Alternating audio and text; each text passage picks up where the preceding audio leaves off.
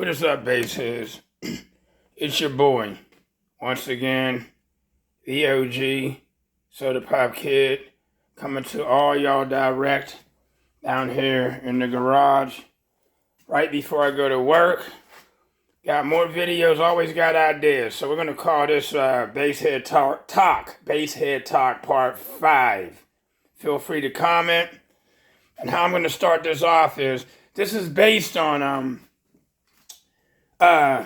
when I was running the Mofos and SPL amps, well, Lanzar Mofos and SPL amps, where did I go from there? Like, where did I step up from when I left the Mofos? When I left Lanzar and left the Mofos.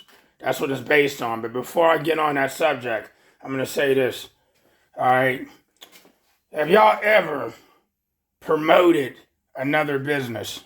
All right, you promoted a business, okay, and said good things about the business and helped them to get more customers, and, you know, as far as going on Google and giving them a good review, word of mouth, and telling them whether it be a beauty salon, barbershop, a convenience store, a mechanic, or any of that, and you were the main person that was promoting them, and you were spending money there just to get treated like shit by them.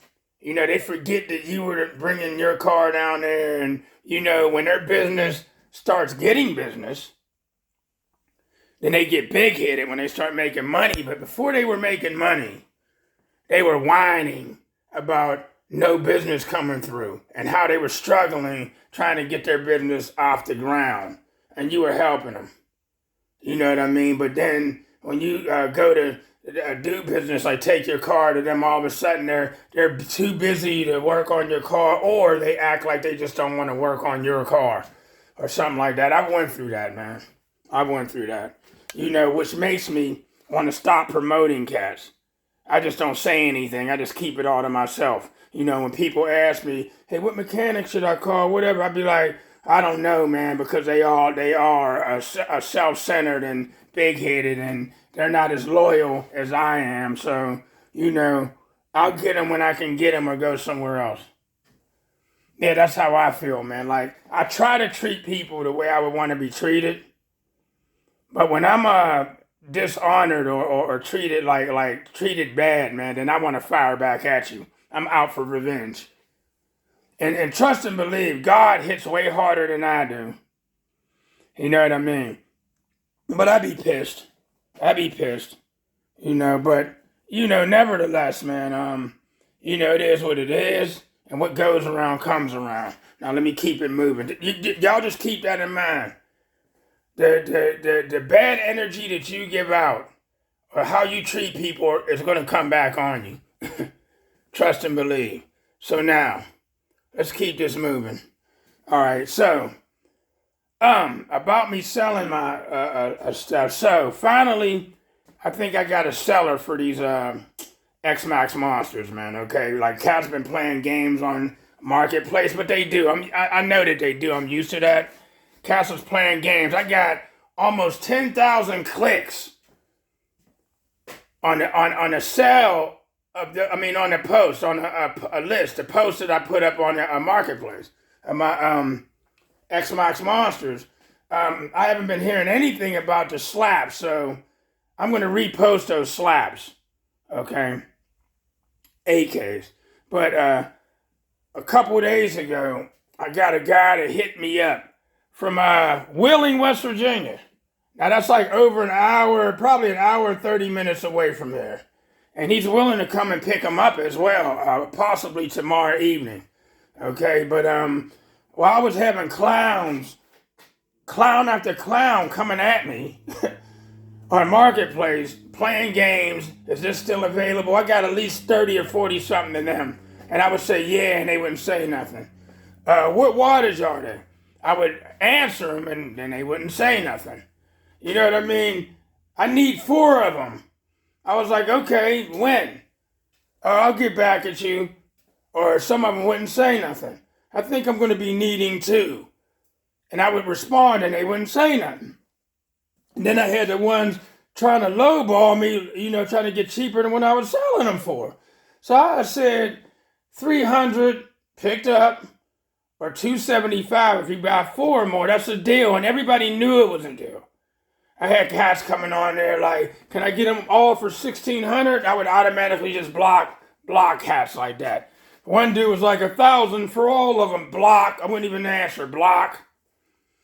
You know what I mean? Being stupid. One dude was like $150. I know what they are. I was like, I know what they are too. I've been running American base for a long time, clown. You know what I mean? And then one dude, and then he came back. I thought, I went at him. Then he came back like, I understand. Block. You know what I mean? I was like, oh, games. With 9,700 something clicks. I was like, wow. All those clicks and cats playing games. Okay. Well, finally, and then I did tell people, I was like, yo, man, the price is negotiable. If it's reasonable, if you come at me reasonable, but some people will test you in that as well. If you come at me reasonable, then I'll make something happen. You know what I mean? If it's reasonable. Well, one guy came at me, from West Virginia. Wheeling, West Virginia. And he came, and he just was like, yo, man, what's the lowest you'll go? Now, I had a couple people do that. And I got mad at him, like, dude, this isn't in the description how much I want, but, I know how it is. What's the lowest you'll go? He said. And he came at me, and I went back, and I was like, yo, man, you know what? I'll take $250 a sub, but I'm not going no lower than that, and I will not ship them for that. You would have to come and get them. I was like, if you want them shipped, the speakers weigh about 60 damn pounds, man, and just do the math. And so a day or two went by, and he came back at me. He was like, yo, man, that's a pretty good price right there. You know what I mean? And then he had said, hey, man, I saw you at a competition. You know what I mean? He's like, remember I had the red truck with the 2 L7s in it. And I couldn't remember him right offhand. I was like, if I see you, I kind of do remember a guy, and this was right out at TC Customized.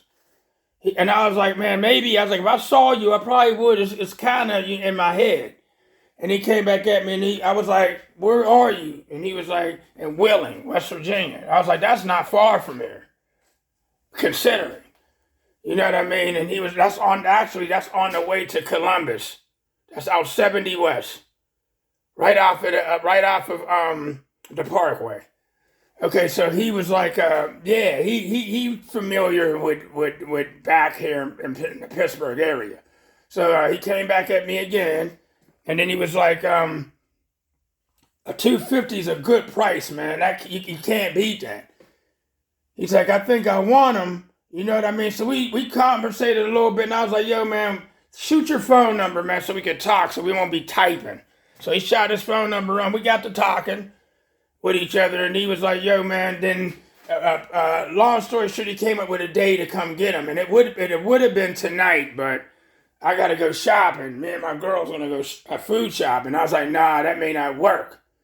He was like, Thursday then, fine. He's going to drive out after I'm done working, and he's willing to help me pull them out the box. I was like, they're still in the box. They're still in the wall, because I wasn't going to take them out of that wall. So either I got sent some money or otherwise specified in my Harvard, Yale, and Princeton vocabulary. Okay, so he was like, I'll help you pull them out. He's like, I'll drive out there and I'll help you pull them out, no problem. Yeah, man, we talked a little bit about some things, man, and this is a guy that does construction. Now, he travels in and out of state doing construction. I was like, oh, yeah, he got the money. He's doing that, he's making money. But he's like, man, I got a girl, we got 6 kids all together, so many cats and all this, that, and the other. He's like, but I got a hobby that I like, so I'm going to do my hobby. And I understood all that. I said, okay, you got, okay. So, with that being said, he's supposed to come tomorrow. So, until then, they're sold. Okay? But when he gets them now, and he takes them off my hand, and I put them up as sold. But then I had another guy, and I always said to myself, I was like, watch when those get sold, or they get ready to get sold. And what's going to happen is this. I was like, then people are going to want them, like really want them. So I had a guy come at me the other day. Okay, like everybody else was, and what he said was per sub. He put a question mark, and all he said was per sub. He didn't say watch per sub, nothing. He just put per sub and a question mark. And I looked, I was like, here goes somebody else playing. So I didn't respond. Okay, I didn't say anything. And then I think he hit me up almost at 4 o'clock, by 7 something. He hits me up again. He's like, yo, man, why would you post them up? Yada, yada, yada. If you're not going to respond, he came at me feeling some type of way because I didn't respond. Then I did respond. And I was like, man, first of all, you didn't give me a chance to respond. Yada, yada, yada. You didn't, I don't know what you were asking me. Watch, price. The price is listed. You know what I mean? I was like, and so on and so forth, dude. So I'm feeling like dude was getting smart. Like, what you getting butthurt about because I didn't respond? And then I told him, I had so many people come at me playing with me. So many people. You know what I mean? To the point where I didn't trust anybody. So cats coming up asking me a bunch of questions. So I figured you was just another dude playing games. Period. But we cleared all that up. I mean, you know what I mean? Because he was like, man, he said, Dad, what did he say? He had mentioned something, and I'm forgetting the words that he's, you know, he's people's always playing with him when he's trying to buy equipment. I was like, well, I feel worse than that. Cass has been doing that ever since I put this stuff up for sale. You know what I mean? So I feel way worse than you do because I'm the one that's dealing with this. I'm the seller. So he just, you know, and then it cleared up because he lives in Pittsburgh. I don't know him actually, but he knows a couple of base heads that I know. He said, remember, so-and-so told me, he's like, I was looking for you, man, I was like, yo, man, both of those dudes both know that I'm on Facebook. Why didn't they just send you to my page, dude?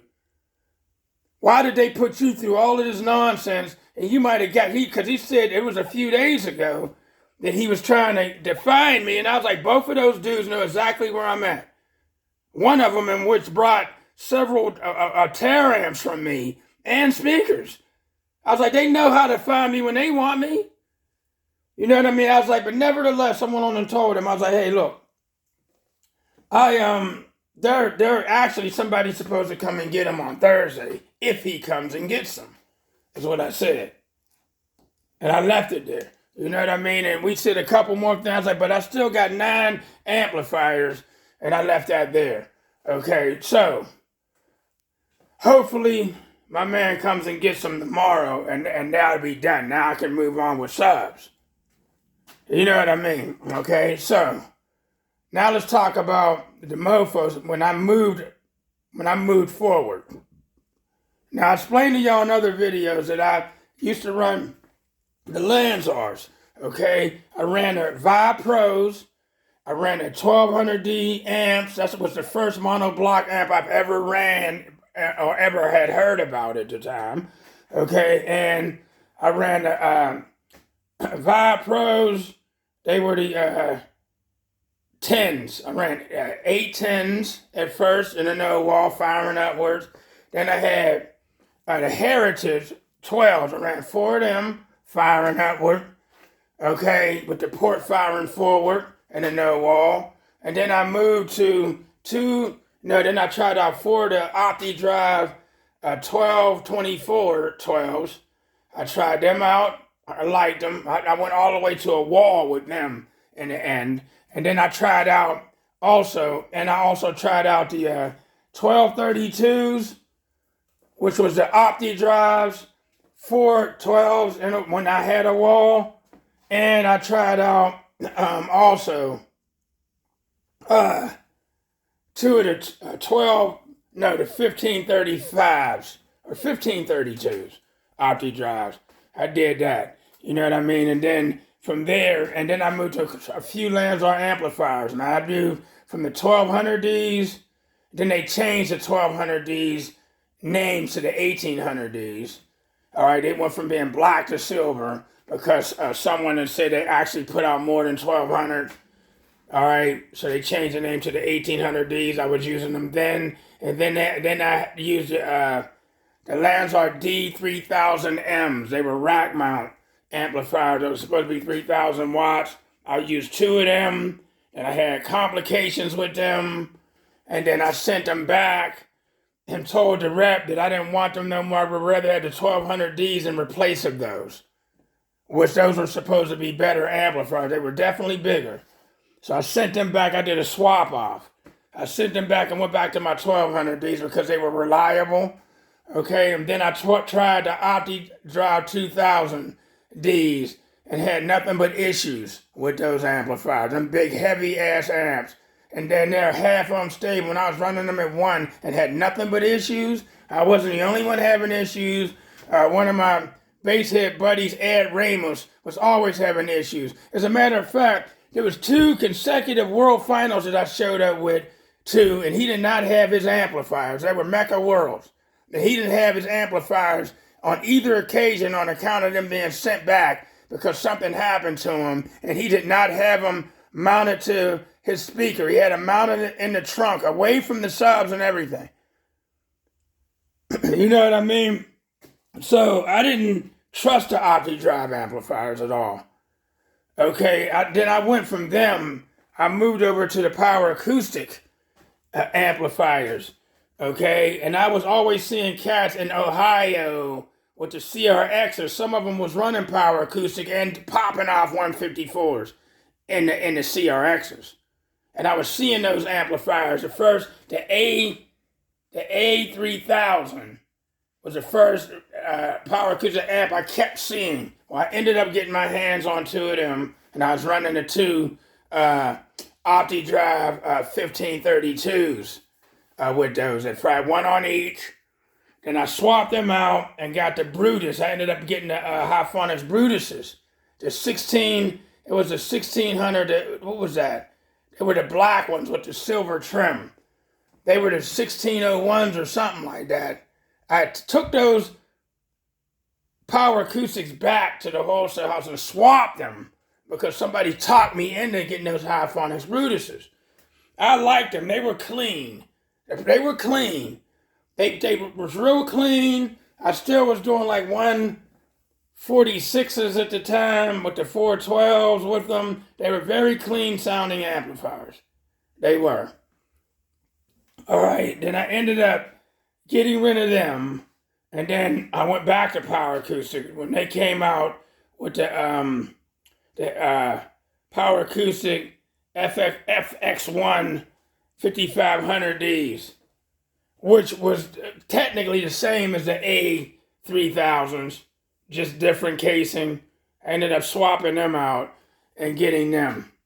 The SPL FX1, yeah, I ended up getting them, which was the same company. I ended up getting those amps, and I ran those amps for a while. I even tried jumping from them to the Cold Tracks 7Ks, which was the same company. All right, I ended up jumping to them, then going back to the SPL FX1s because they were to me they were more reliable. Ended up, and then I switched over to the Power Acoustik side. So let me explain all of this, man.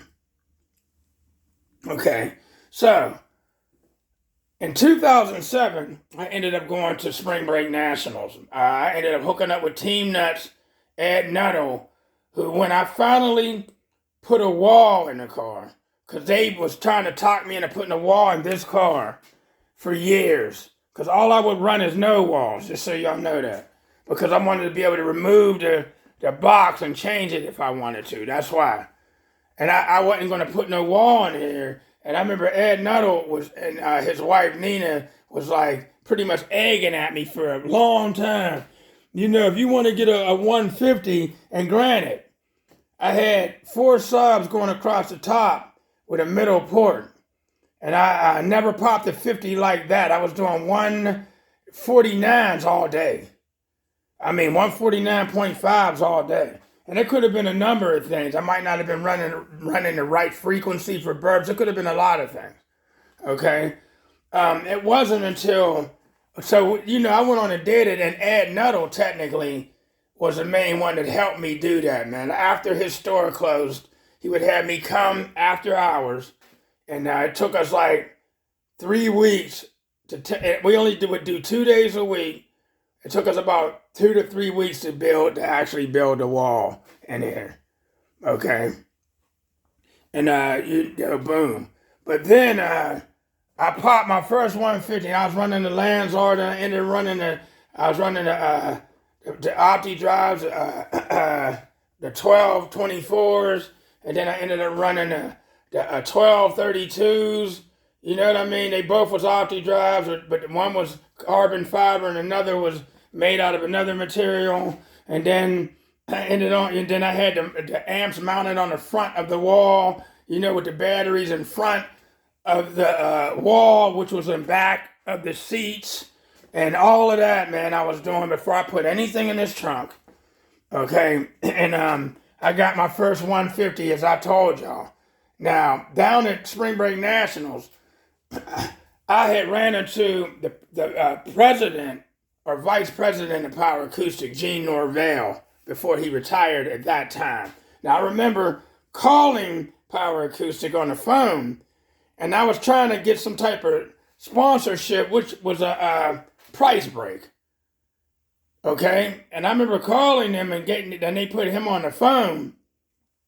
And I was telling him who I was, and I was a competitor, and he was straight to the point. What do you want? What do you need? What do you want? What do you need? And he sounded real aggressive, like I was getting on his nerves. I was like, well, I mean, I would like to, use your amp. What do you want? What do you need? And then I figured, oh man, you don't want to talk to nobody. So I got off the phone with him. But when I got down to Spring Break Nationals, he was there in the Power Acoustik booth. And I didn't know who he was from talking to him, but I walked up on him and I was like, hey man. And he was like, hey man, my name's Gene Norvell. I was like, yeah, I'm Soda Pop, dude. I'm the dude that's been trying to call you. And he was like, oh, and he started laughing. He's like, oh, and everything was different. Then he was like, oh, I was like, yeah, man, I've been trying to use your stuff. He's like, oh, man, look, man, shook my hand. I was like, hey, man, what do you like here? And I was like, well, those amps, I want to try the speakers. I mean, I need to get a price. He's like, listen, come Monday, call me, man. And he's like, and I'll take care of you. It was just like that. So I called him that Monday, and he said, man, I already got you taken care of. I'm going to put you over to one of our sales rep, boom. And I was getting the amps for like $100 and something bucks, and the speakers for like $75. The first speaker I tried was the SPL. I tried the SPL W12s, and then I ended up getting the I was using the amps for a minute, and then I moved over to the subs, to the mofos, boom. And I ended up, a long story short, all right, I ended up popping my first 150 with 4 mofo 12s and 2 SPO amplifiers with 4 lead-acid batteries in the back of my seat, 2 alternators.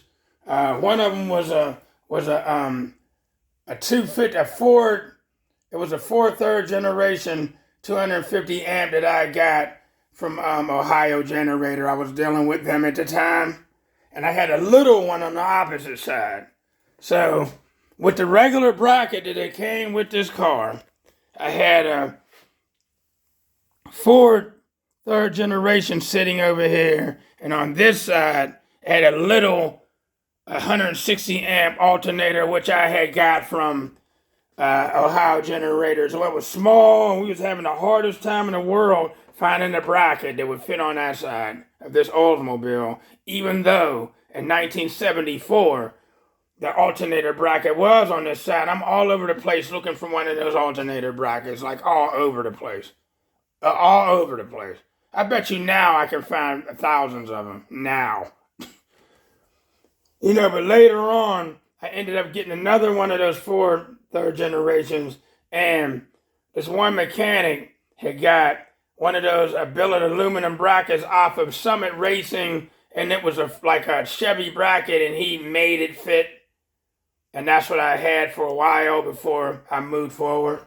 Okay. And it was working when I had the V-belts there. And then yada, yada, yada. Then some years later, PJ Moore over in Ashtabula actually made me a bracket to fit 3 alternators, then 4 alternators, all on V-belts, man. And I got pictures of that setup, and it did work. The only disadvantage was, if I wanted to change a belt, I had to take off alternators to get to the next belt, and then I had to use a crowbar to tighten them, boom, boom, boom. That was a pain in the ass, but it worked. Okay, so after the mofos, I started moving forward. I went from 4 mofos to 8 Lanzar Max. I told y'all how that sucked. 8 mofos to 6 mofos. You know what I mean? When my score started moving from a 50.1 to 50.7 to 51.7 to 53s to high 53s to a 155.4 with 4 mofo 15s. And then from there, I moved to the HD I moved to 3 audio pipe 18s when they came back out, to the HD 18s. I was hopping back and forth from the audio pipes to the HDs, blew them all up. Then from the SPL to the Shark 2500s, which was introduced to me through an old teammate from Team Livewire, my man Dwight Dorsey, aka KD. All right, he posted one of them up on Facebook with the plate off of it showing the guts. This little amp does 2,000 watts, and it was only $100 at the time. And Shark is a motorcycle audio company, motorcycle audio. It just so happened to have got a bundle of little mini amplifiers, which the audio pipe amplifier is the first mini amp I've ever saw in somebody's trunk out in Ohio at a contest. My attention was really put towards the Sharks once they was displayed on social media, Facebook. And then called KD, we talked. He's telling me how one of those amps was pushing 2 of his 12s in his trunk, blowing him out the box. And then he gave me the number to that company, and I called Shark, which one particular guy had worked there. He only had 1,000 of those amps left, as he said. Or 100, might have been only 100 or something. And he's like, you can get them all for 100 apiece. 100 apiece right now. And I didn't have the money. And you know what I mean? I said to myself, man, I had a bunch of SPL, I think I had 8 SPL amps in my trunk. And I said to myself, damn, these amps are a whole heck of a lot smaller and they do the same power. Man, I'd have a lot of room in my trunk. These things are little. I like them, but I didn't have the money for them at the time. And someone, not too long later, somebody had bought all of them. And according to the guy at Shark, they wasn't going to get those back in stock ever again. So once they were gone, they were gone. But 5 to 6 months later, they resurfaced. Now they were $150, not $100. But still, that was cheap. Somewhere along the line, I got my hands on those amplifiers. And then ended up running them to 3 of the HD18s and running them to the 3 audio pipe 18s and moving forward from there, running those on the Mofo 15s and burping 4K into those Mofo 15s, and they can handle it. But when I went to Street Beat, that power smoked them. From there, I ended up with the HD 15s, and there was no blowing them up like that. They were able to take the power. And that's when I started running American bass subs. Boom, from there. That's how I left the Mofos. I was wondering if I can get done with this in a half hour. No, that's when I started running. Yeah, I got away from the Power Acoustik subs period. And I started using the American bass subs from there. And I used the Sharks for a long time. Those little amps was doing work. They was doing work. They was doing work. They was doing work. And all the bashing and arguments I got into over social media. You should have seen it. They were bashing those amplifiers left and right. And I'm telling you, before it was all over and done with me and my man Devin Crawford, who's a bass head from Tennessee, me and him had started conversating in while all this was happening over the phone. And I told him with my box rise one day, I'm testing 8 of them that was giving me 16,000 watts with lead acid batteries and 2 alternators strapped at 1 ohm. And I told him my box rise was 1.1 ohm box rise once. And it turned him on to him. And he had told me that at one World Finals, Mecca World Finals, that most of the people that were winning were using those little amplifiers, and had a lot of those guys mad because they felt they were cheap, but they were doing work. I was like, wow, bro, that's comical.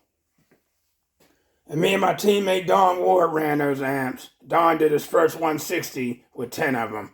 Get it? I was doing 158s with them and 159 with those amps, dude. Got my first 160 with 16 of them. Just so you know. I stopped using them because I got mad at the company. That's another story I'm going to have to tell y'all, but that's that story. Okay? I'm about to get off here, man. It's your boy, the OG Soda Pop Kid, coming to you direct. Good morning, good afternoon, good evening, good night. Comment, y'all. Peace.